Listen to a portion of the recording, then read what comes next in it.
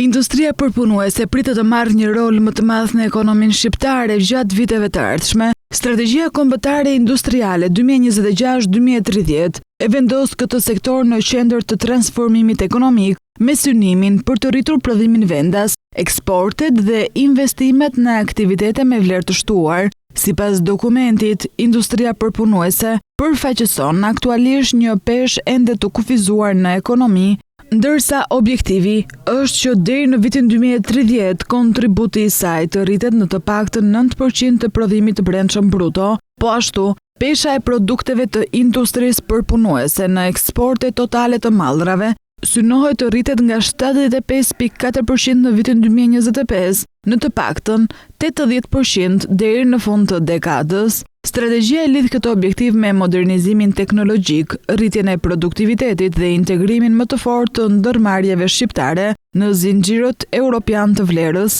Kjo do të thotë se fokusi nuk do të jetë vetëm te rritja e sasisë së prodhimit, por edhe te cilësia, standardet dhe aftësia e produkteve shqiptare për të konkurruar në tregjet e Bashkimit Evropian. Një nga sfidat kryesore mbetet kalimi nga një model ekonomik i bazuar te kostoja e ulët e punës drejt një modeli që mbështetet te teknologjia, inovacioni dhe produktet me vlerë më të lartë. Në këtë kuadër, strategjia parashikon mbështetje për sektorët prodhues, përmirësim të standardeve dhe orientim më të madh të investimeve publike dhe private drejt industrisë.